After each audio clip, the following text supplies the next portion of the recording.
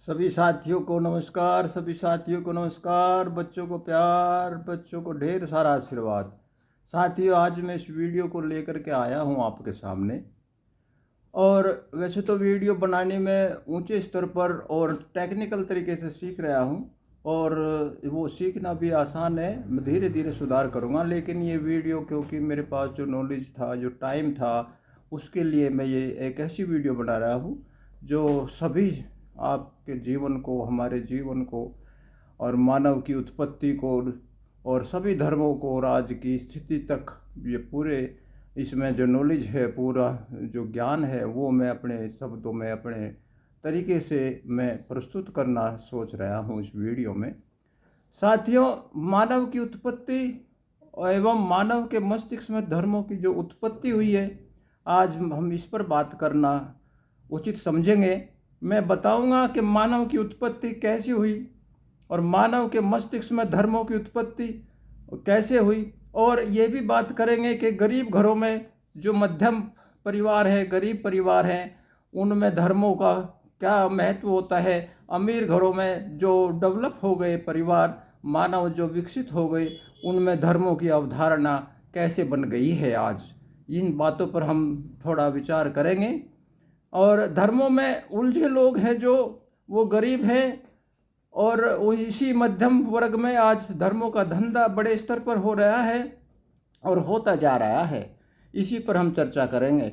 धर्म में उलझने से, धर्म मानने से, और जो हम वहाँ तक सीमित हो जाते हैं, ज्ञान विज्ञान को हम सीमित कर लेते हैं। लेकिन कुछ जो लोग विकसित हो गए हैं, जो जिज्ञासु हैं, वे ज्ञान विज्ञान को आगे बढ़ाते हुए चले गए हैं, वे आगे पहुंच गए हैं, वो थोड़ा स्तर अच्छा हो गया, सुखी जीवन हो गए हैं। जिन व्यक्तियों ने धर्म, मानव उत्पत्ति को समझ लिया है, वे थोड़ा आगे पहुंच गए हैं। और गरीब अगर हैं और संसाधन नहीं है, लेकिन फिर भी उन्होंने ज्ञान विज्ञान को समझ लिया है, तो उन्होंने भी सुख पाया है। जैसे इसमें जय सुख पाने वाले हमारे पुराने जो थिंकर हैं, पुराने लोग हैं, कबीरदास जी हुए, रेदास जी हुए, और जो धन्ना जाट हुआ, तो वे भी जो है इस ज्ञान विज्ञान को समझकर, मानव के उसके भगवान के रास्ते को समझकर वे भी बहुत आगे पहुंच गए हैं, उन्होंने भी सुख भोगा है।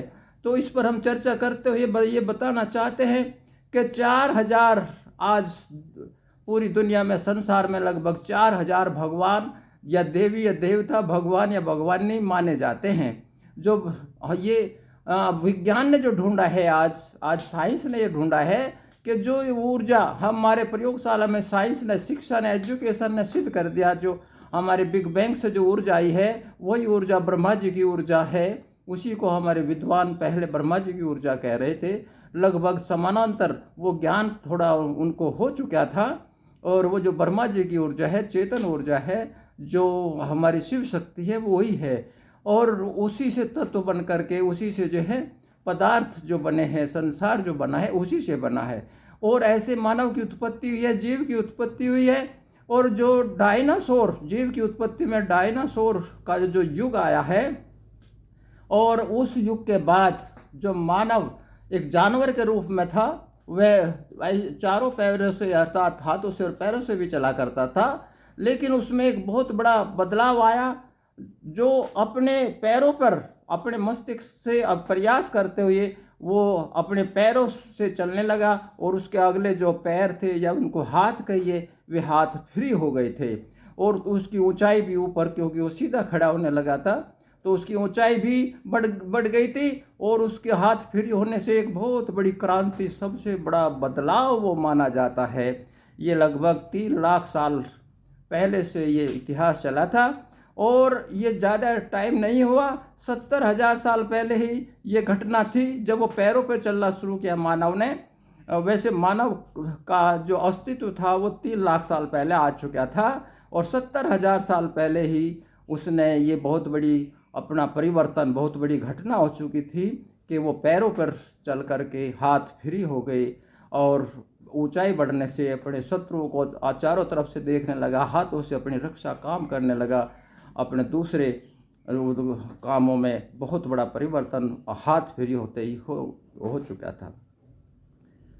और ये भी एक बात है, 70,000 साल की हम जो बता रहे हैं, तो उसमें ये चलते चलते पाषाण युग में यूं अपना जीवन यापन करता हुआ ये मानव मात्र 12,000 साल पहले इसने एग्रीकल्चर खेती बाड़ी की जानकारी सीख ली थी।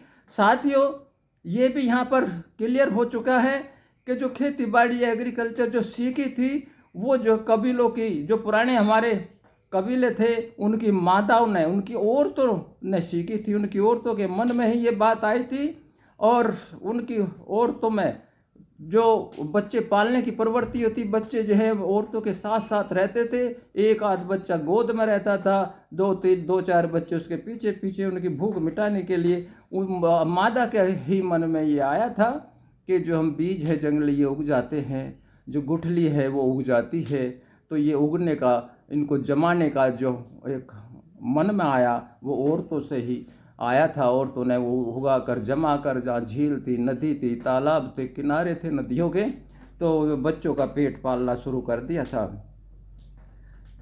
तो ये जो धंधा सीख लिया था, ये खासकर हमारी मोटे रूप से देखें तो जामने से जाट की उत्पत्ति, हमारी जो डिक्शनरी है, वर्ल्ड की जो डिक्शनरी है, जिसको हम पुरानी से पुरानी डिक्शनरी बोलते हैं, उसमें ये प्रमाण मिलते हैं। और इन्हीं से जाट हैं, अहीर है, गुर्जर है, पुरानी जातियाँ का नाम जब उनकी संबोधन आया, उनकी थोड़ी भाषा हुई, तो ये नाम भी आ गए थे। तो यही फिर 12,000 साल के बाद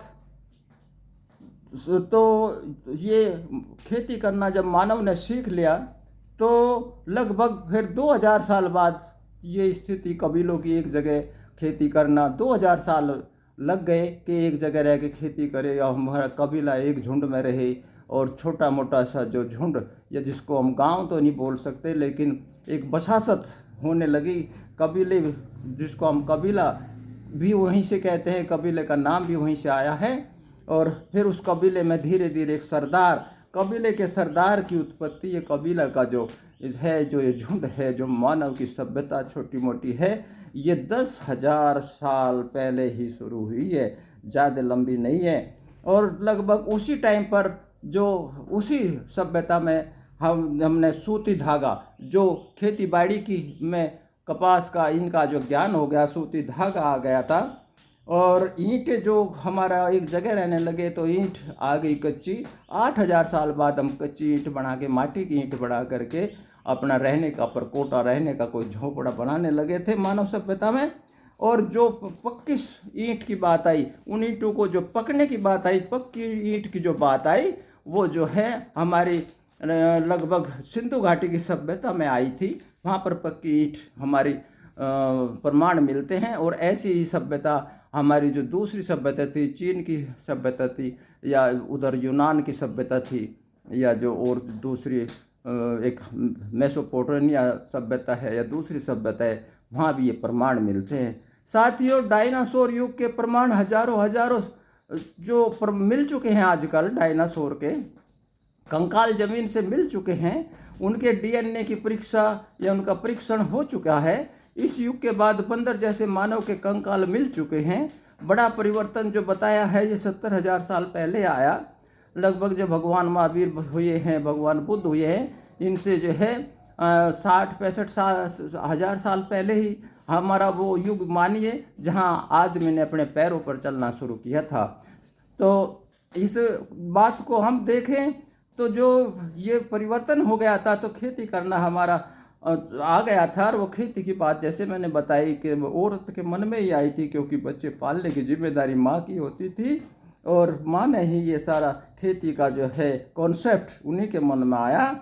और इस तरह से ये तो जो कबीले आए, कबीलों का सरदार जो वहीं पर बनने लगा। और ये सारी की सारी जो स्थिति है, ये लगभग जो है हमारी पहले की तो 8,000-7,000 साल पहले ये सब हो चुका था। और साथियों, ये भी बात है कि जो खेती करने की बात थी, वो लगभग जो आसपास के दुनिया के या हमारी पृथ्वी के जो कबीले थे, उनमें पहले 20%, फिर जो 40%, 50 और 80% लोग फिर इसमें ही हमारे लग चुके थे खेती करने के मामले में। साथियों, जब ये खेती करने का मामला डेवलप हो गया तो इधर जो है जहाँ जो हमारी सभ्यता थी, हमारे यहाँ पर सिंधु घाटी की सभ्यता थी, तो यहाँ पर वो खेती करना इतना प्रसिद्ध नहीं हुआ था। झीलों के किनारे, नदियों के किनारे हम ज़्यादातर आखेट युग में या जो मछलियों के युग में इन्हीं के झील को, नदियों के किनारे इस कार्य को करते रहे थे। और यहाँ पर जो सिंधु घाटी सभ्यता थी वो नदियों के पास विकसित हुई थी, लेकिन खेती विकसित यहाँ इतनी नहीं हुई थी। यहाँ शिकार वगैरह पर, इन्हीं पर, मछली पर, जानवर पर ही निर्भरता ज़्यादा थी। और इसके जो है बाद यहाँ पर एक जो ऊपर से मध्य भारत से या मध्य एशिया से, मध्य भारत से नहीं, मध्य एशिया से जो पहला जो कबीला चला था, इधर चलते रहते थे कबीला, मूवमेंट बहुत ज़्यादा था। खेती वाले कबीले तो बहुत कम निर्णय लेते थे और आखेट वाले, शिकार वाले जो कबीले थे वो चलते रहते थे।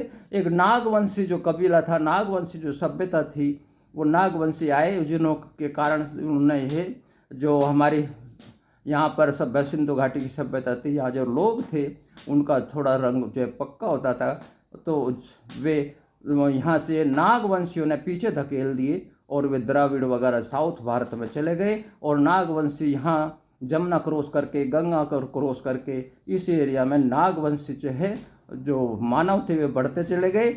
और नागवंशियों का वो बहुत बड़ा इतिहास मिलता है। और नागवंशियों से मैं बताता हूँ कि जैसे नागपुर है, नागौर है और नागदा है, बहुत ऐसे जो शहर है और बहुत ऐसे प्रमाण है, बहुत ऐसे चित्र है नाग देवता का, नागों का खूब बड़ा इतिहास भरा पड़ा है। तो ये नागवंशियों ने जो है ये जो नागदा था, नागौर था, नागपुर था, ये शहर बसाया। फिर हजारों साल बाद, इनके हजारों साल बाद जो फिर खेती करने की जो जिसने पक्की प्रणाली सीखी थी, वे मध्य एशिया में लोग थे, वे कबीले थे, वे अपने खेती के वहाँ पर भीड़ भाड़ होने से फिर इधर की तरफ आए और नागवंशियों से टकराव हुआ।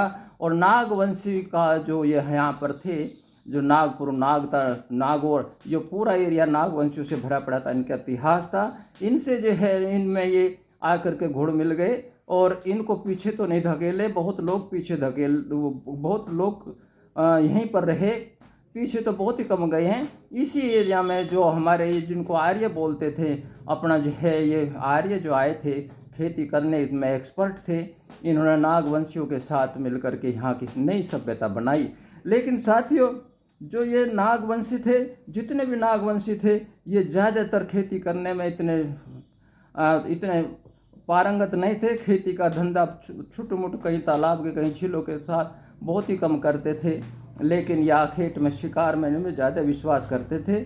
और ये ज़्यादातर जो आर्य लोग आए, इन्होंने इसी काम में लगाए, तो इनको खेती के काम में सिखा करके इनको हल जोतने का, खेती करने का, बर्तन बनाने का, और इनका जो काम था ज़्यादातर चमड़ा बनाने का। और जो वस्त्र का एक आविष्कार हो गया था, सूती वस्त्र का या जिसका, तो इन जुल्हाओं के रूप में वस्त्र बनाने के लिए, बुनकर के रूप में और चमड़ों के रूप में, और बर्तन हो का आविष्कार हुआ तो कुम्हारों के, लोहे का आविष्कार हुआ तो लोहारों के रूप में, इन सारी जातियों को, इन सब लोगों को, ये नागवंशी हैं, उनको इसमें ही लगा दिया गया था।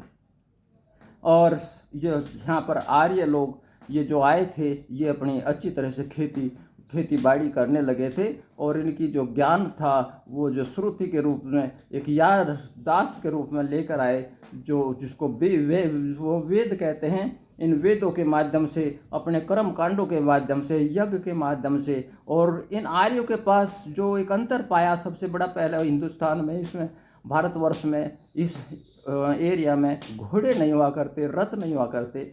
तो घोड़ों का और जो रथ थे, वेद का, वेदशालाओं का, और इनका ज्ञान, जो हमारा अध्यात्म ज्ञान, इनके पास ज़्यादा हुआ करता था। और ये यहीं पर जो है घोड़ मिल गए और ये हमारी सभ्यता का, नई सभ्यता का निर्माण हो गया। तो साथियों, जैसे मैंने बताया कि ये जो हमारा 6000 साल पहले, 6000 साल पहले ही कपड़ा आया था। कपड़ा नहीं था, और कपड़े का उसमें जो हमारा ज़्यादातर चमड़े का काम था। जो वे लोग यहाँ पर नागवंशी थे, दूसरे लोग थे, या जिसको हम एक चमड़े के कार्य में लगे हुए थे, जिसको चर्म या जिसको हम अपनी भाषा में अगर वैसे शब्द ये नहीं ले सकते, लेकिन जो चमार शब्द था वो चमड़े के काम में और बुनकर के काम में, कपड़े की बुनाई के काम में, दूसरे धंधों में इन लोगों को लगा लिया। ये सब लोग नागवंशी थे और अब भी ये नागवंशी हैं। इनका पहले का कोई हजारों साल तक हुकूमत रही, राजा रजवाड़े इनके रहे, लेकिन आर्यों ने फिर आकर के इनसे अपने खेतों में हल जुतवाए और इनको दूसरे धंधों में लगा करके, और अपने आप भी मेहनत आर्यों ने खेती बाड़ी का करके, और यहाँ पर बड़े बड़े गांव और बड़े बड़े ये फिर कस्बे बन गए।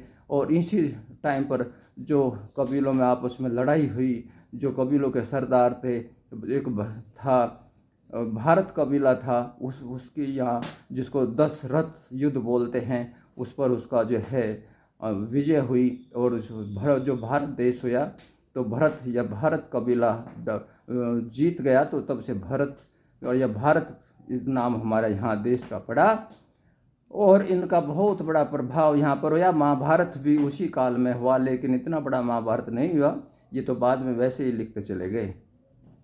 और साथियों एक चीज़ और यहाँ पर इसी बीच में हुई कि जो कबीले आपस में, सभ्यता आपस में मिली, तो इनके शब्दों से, इनकी भाषाओं से, इनके ज्ञान से हमारी जो बोलियाँ हैं, हमारी भाषाएं हैं, ये सारी जो है इनको विकसित होती चली गई। 3500 साल पहले भाषा का नाम बहुत ही कम था, लेकिन इतने 3500 साल हुए हैं जो हमारी भाषा आई है, वो बोली आई है, जो अच्छी तरह से उसको व्यवस्थित कर लिया है। और वो सबसे पहले खरोष्टी थी या हमारी पाली प्राकृतिक भाषा थी, या जो संस्कृत में कन्वर्ट हो गई, या आर्य लोगों ने फिर उसमें लिखने की कला सीखने के बाद 3500 साल से ही जो वेदों को लिखने का काम किया, और हमारे जितनी पुराण थी, उपनिषद थे, उनको लिखने का काम जो है, जो लोग फ्री थे या ज्ञानवान थे, जो अपने इसमें शौक समझते थे, उनको उन्होंने लिखने का काम किया, क्योंकि लिखाई की जानकारी हो चुकी थी। और साथियों ये काम होता रहा। और फिर हमारे जो है एक सबसे बड़ी विशेषता ये हुई है कि हमारे राजा जो सागर राजा हुए थे, और सागर राजा के उस पीढ़ी में ही हमारे दशरथ जो हमारे भागीरथ राजा हुए हैं, उन्होंने उस तरफ जो गंगा जी की अलग अलग धाराएं थी हिमालय में लेकर के, या रुड़की या हम इस साइड से लेकर के वहाँ तक बंगाल तक की जो धाराएं थी गंगा जी की, वो इकट्ठी करते करते वो मुख्य धारा में गंगा के नाम से, गंगा नदी के नाम से यहाँ पर उन्होंने निर्माण कर दिया था। ये गंगा बहती हुई पूरे भारत में बहुत लंबे एरिया को ये खुशहाल बनाती चली गई। इसके इर्द गिर्द फिर हमारे जो धर्म लिखने वाले, धर्म के ठेकेदार, या इस तरह से कर्मकांड वाले बहुत लोग पैदा होते चले गए, और उन्होंने अपना बहुत ही बड़ा ग्रुप बना लिया। और जब ये खरोष्टी और प्राकृतिक पाली भाषा के बाद संस्कृत की उत्पत्ति हुई, फिर उसमें जो लिखने का कार्य इनका जो है प्रारंभ हुआ, और इन्होंने खूब लिखाई की, सारे ग्रंथों की जो मन में आया जैसे लिखते चले गए, जो इनको ज्ञान था उस जमाने में लिखते चले गए। साथियों उस टाइम पर सभी सभ्यताओं में ये स्थिति हुई थी कि वो जो है प्रकृति की बातों को, वर्षा कहाँ से होती है, पानी कहाँ से होता है, अंधेरा कहाँ से होता है, रात क्यों होती है, अंधेरा कहाँ से आ जाता है, रात दिन, अग्नि, इंद्र वगैरह, इन सब से जो है वो अनभिज्ञ थे। अपनी भाषा से, अपनी सोच से उसके बारे में लिखते चले गए, सोचते चले गए। बातों बातों में ये सूरज, चांद, तारे कहाँ से आए, ये इनसे कभी भय होता था, कभी डर लगता था। इन शक्तियों की पूजा करने लगे, उन शक्तियों में तरह तरह को से पूजा पाठ से, कर्मकांड से उनको संतुष्ट करने लगे। जैसे सूर्य देव आ गया, फिर चंद्र देव आ गया, इंद्र देव आ गया, अग्निदेव आ गया, वरुण देव, बहुत सारे जो है अपने ज्ञान के स्तर पर उन्होंने भगवान बना दिए। अपने जो है पूजा पाठ कर्म कांड बनाए थे उन्हें खुश करने के लिए। बड़े बड़े यज्ञों का, बड़े बड़े जो है एक कुप्रथा जिसको बहुत समस्या आ गई, तो इस तरह से कर्म कांड बढ़ते चले गए। और उसी टाइम पर ये चारों वेद, उपनिषद, पुराण सारी लिखनी जो है प्रारंभ हो गई थी, और वो लिखते चले गए। और इसी तरह से ये यहाँ तक युग हमारा आ चुका था। साथियों ये युग यहाँ तक आने के बाद इधर जो हमने बताया कि हिमालय से, रुड़की से और बंगाल तक के अनेकों ब्रांचों में पानी आता था हिमालय की तरफ से, तो उसको एक जगह इकट्ठा करके, जो अभी बताया राजा सागर उसकी 2-3 पीढ़ियाँ, जिसमें जो है बाद में भागीरथ हुए, इसलिए जब गंगा जी को भागीरथी भी बोलते हैं। तो ये आ चुकी थी और इसने जो खुशहाल किया पूरा इलाका, पूरे हिंदुस्तान के मध्य से, तो इस खुशहाली से फिर वहाँ पर बहुत लोग थोड़ा खुशहाल होकर के अध्यात्मवाद में, प्रकृति की खोज में, फिलोसफी में, साइकोलॉजी में, इनमें लग गए, कर्म कांड में, और धर्म बना करके बड़े बड़े धर्म के ठेकेदार बन गए। और इस तरह से ये हमारी जो कुरीतियाँ भी वहाँ का बोलबाला होने लगा, कुरीतियों का बोलबाला बढ़ता चला गया, धर्म का व्यवसाय, धंधा 100 गुना बढ़ गया फिर तो। और परिवार के परिवार इस धंधे में, जो परिवार इसमें जब मुनाफा समझता था, इस धंधे में अच्छा समझता था, वो परिवार इसमें आते चले गए और बहुत बड़ा धंधा, धर्म का धंधा बना लिया। फिर भगवान महावीर, भगवान बुद्ध ने ये स्थिति को देखा, जब वो अपने ज़माने में